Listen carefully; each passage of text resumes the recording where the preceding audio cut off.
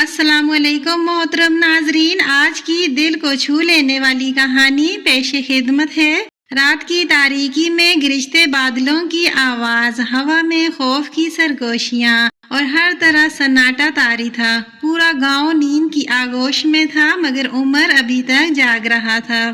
وہ سوچ رہا تھا کہ کیا کبھی میرا نصیب بھی چمکے گا؟ کیا کبھی کچھ ایسا بھی ہوگا کہ لوگ میری عزت کریں گے؟ یہ سوچتے سوچتے وہ نیند کی آغوش میں چلا گیا۔ عمر ایک غریب مگر محنتی لکڑہارا تھا۔ اس کے چہرے پر غربت کی لکیر ضرور تھی، مگر دل میں سچائی، ایمانداری اور عاجزی کے خزانے چھپے تھے۔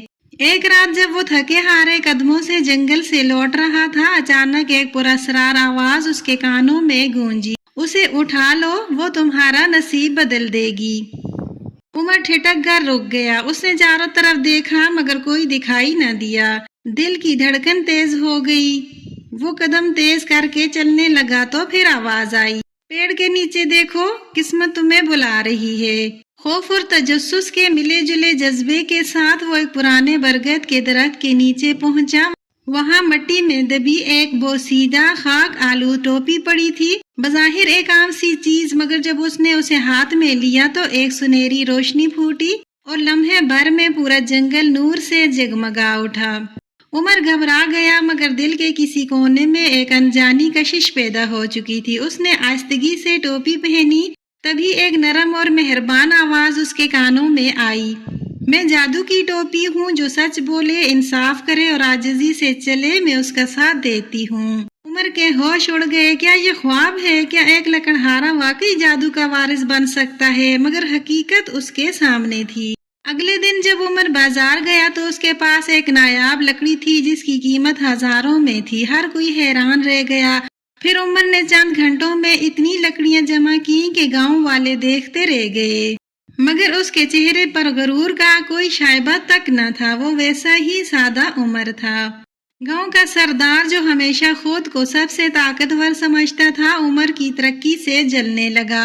اس نے چالاکی سے عمر کو خوشامدی انداز میں پیشکش کی، عمر بھائی، آؤ شراکت داری کرتے ہیں، میرا سرمایہ ہوگا، تمہاری محنت ہوگی، منافع ہمارا برابر برابر ہوگا۔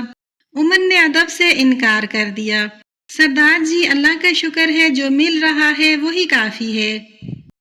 یہ جواب سردار کے غرور کو ٹھیس پہنچانے والا تھا۔ اس نے دل میں طے کر لیا کہ وہ کسی بھی صورت عمر سے وہ جادو کی ٹوپی چھین کر رہے گا۔ ایک رات عمر گہری نیند میں تھا کہ سردار کے آدمی اس کے گھر میں داخل ہوئے اور چوری چھپے ٹوپی کو چرا کر لے گئے۔ مگر جیسے ہی سردار نے ٹوپی پہنی وہی آواز گونجی، تو جھوٹا ہے، تو ظالم ہے، لالچی ہے، میں تجھ پر لعنت بھیجتی ہوں۔ اگلی صبح سردار پاگلوں کی طرح چیخ رہا تھا، زمین پر لوٹ پوٹ ہو رہا تھا اور اس کی آنکھوں میں وحشت تھی۔ لوگ ڈر گئے۔ وہ عمر کو بلانے لگے۔ عمر آیا اور جیسے ہی اس نے ٹوپی کو چھوا، سردار زمین پر بے ہوش ہو گیا۔ اب گاؤں والوں نے طے کیا کہ عمر کو جادو کی ٹوپی کی حفاظت سونپی جائے، وہی اب انصاف کرے گا۔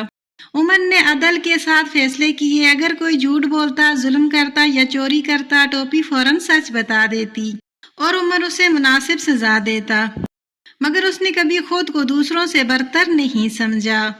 ایک دن ایک بوڑھی عورت گاؤں کے دربار میں آئی، اس کی آنکھوں میں آنسو تھے۔ وہ عمر سے بولی، میرے بیٹے پر چوری کا الزام لگایا گیا ہے، مگر وہ بے قصور ہے۔ عمر نے ٹوپی پہنی اور کہا، اے ٹوپی، سچ کیا ہے؟ ٹوپی چمکی اور کہا، یہ بچہ بے گناہ ہے، چور ایک امیر شخص ہے جو اس پر جھوٹا الزام لگا رہا ہے۔ سچائی سامنے آئی۔ عمر نے امیر کو سزا دی اور اس بچے کی عزت بحال کی۔ وقت کے ساتھ لوگ عمر کو جادوگر کہنے لگے، کچھ حسد کرنے لگے۔ تبھی ایک فقیر آیا، اس کی آنکھوں میں دانائی تھی۔ وہ عمر سے کہنے لگا، بیٹا، یہ ٹوپی تمہارے لیے ایک امتحان ہے۔ اگر تم نے ایک بار بھی تکبر یا ظلم کیا، یہ تمہیں بھی سزا دے گی۔ عمر نے مسکرا کر جواب دیا، بابا جی، میں روز خود کو یاد دلاتا ہوں کہ میں آج بھی وہی عمر ہوں جو کل لکڑیاں کاٹتا تھا۔ پھر ایک قحط آیا، زمین سوکھ گئی، کھیت جل گئے، لوگ بھوکے مرنے لگے۔ سب نے عمر کی طرف دیکھا کہ وہ جادو سے کچھ کرے۔ ایک دن کسی نے ٹوپی چوری کر لی، گاؤں میں ہنگامہ مچ گیا۔ عمر نے سب کو اکٹھا کیا اور کہا، یہ ٹوپی جادو نہیں، یہ ایک علامت ہے۔ اگر ہم سب سچ بولیں، محنت کریں، ایک دوسرے کا ساتھ دیں تو جادو خود بخود بن جائے گا۔ لوگوں نے عمر کی بات پر عمل کیا، سب نے مل کر کھیت دوبارہ آباد کیے، پانی کے انتظام کیے اور کچھ ہی مہینوں میں گاؤں میں برکت واپس آ گئی۔ سب کچھ بہتر ہو گیا۔ عمر نے ٹوپی پہنی اور آسمان کی طرف دیکھ کر کہا، اے جادو کی ٹوپی، اب وقت آ گیا ہے کہ تم کسی اور نیک دل کے کام آؤ۔ ٹوپی آسمان کی طرف اڑ گئی، ایک روشنی میں بدل گئی اور نظروں سے اوجھل ہو گئی۔ عمر اب ایک بزرگ بن چکا تھا، مگر وہ آج بھی لکڑیاں کاٹتا۔ اس کے پاس کوئی محل نہیں تھا، مگر دلوں میں اس کی بادشاہت تھی۔ گاؤں کے بچے اسے دادا جان کہتے۔ ایک دن ایک بچہ اس کے پاس آیا، دادا جان، کیا وہ ٹوپی واقعی میں جادو کی ٹوپی تھی؟ عمر نے بچے کو سینے سے لگایا اور کہا، بیٹا، جادو ٹوپی میں نہیں تھا، جادو سچائی، انصاف، عاجزی اور نیت میں تھا۔ طاقت آزمائش ہے، خاص طور پر جب وہ کسی کمزور کے ہاتھ میں آئے۔ سچائی، انصاف اور عاجزی جادو سے کہیں زیادہ طاقتور ہوتے ہیں اگر نیت صاف ہو تو۔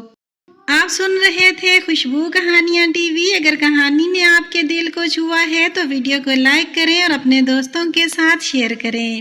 ہمیں کمنٹس میں ضرور بتائیں کہ آپ کو کہانی کیسی لگی۔ پھر ملیں گے ایک اور حسین کہانی کے ساتھ، تب تک کے لیے اللہ حافظ۔